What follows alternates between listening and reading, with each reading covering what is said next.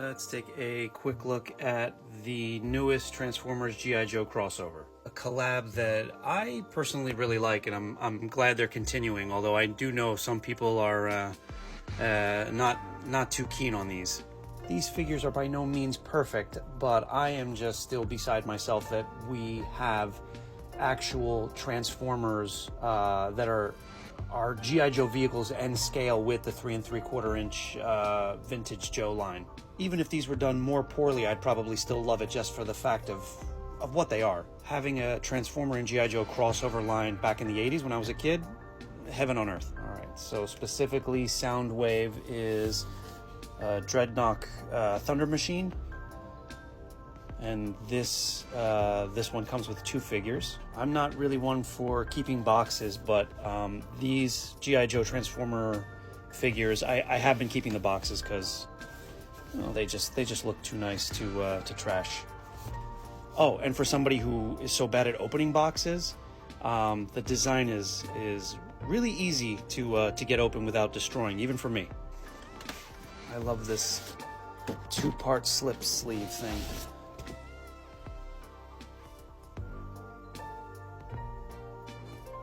So there is a bunch to go over with Soundwave, but this is him out of the box with a few things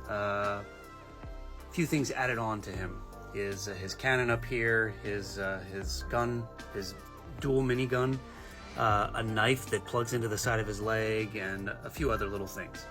But first, let's open these 2 up too. So first we have Zarana.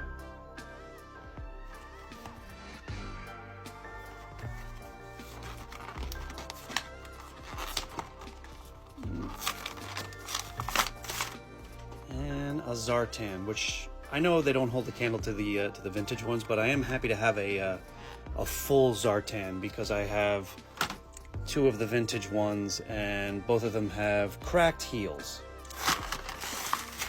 You do get a spare faceless Zartan. My eyes are not what they used to be. And we're almost ready to take a look at everyone all together, but we also have this guy. I love that we get a Ravage as well.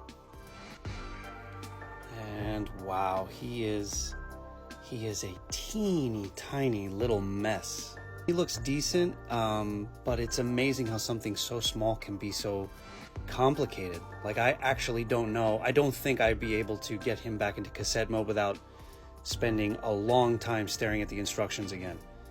The limbs twist and turn in such a strange kind of convoluted way. There are some really tiny pieces, and on top of everything else, his jaw does not move.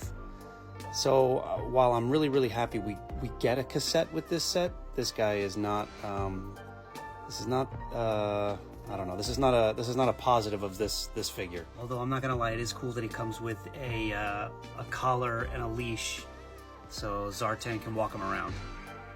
And the figures, I think, are pretty nice. Zarana here does look very cool. She comes with a wicked weapon as well as a backpack. I like the matte finishes of some of the accessories on these. Zartan looks a little bit like the troll in the Cat's Eye movie, but cool. And he comes with his sidearm and the backpack with the extra face in it. And the main event here is very presentable. I love this. I've totally digested and gotten over the fact that to make these into recognizable Joe vehicles, they have giant pieces of vehicles sticking off the back in colors that are not synonymous with the characters, with the Transformers characters, but whatever. The splashes of red look good on Soundwave here, I think. The turrets do rotate with this. The feet are a bit strange because they look like they're not folded out totally, but that's because they are the seats of the vehicle.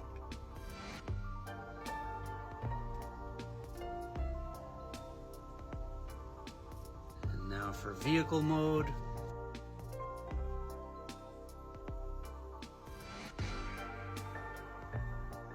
So this is a weird ass vehicle. Once it's all transformed, it does look pretty cool. Very Mad Max-ish.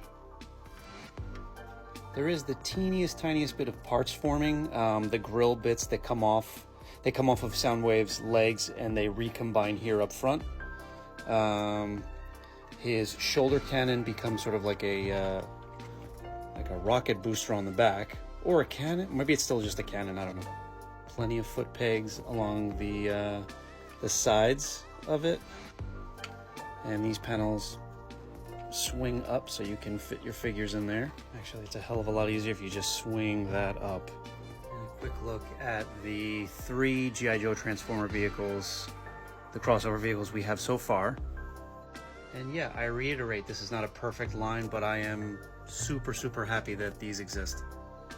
And that is a quick look at the Soundwave Dreadnok Thunder Machine crossover.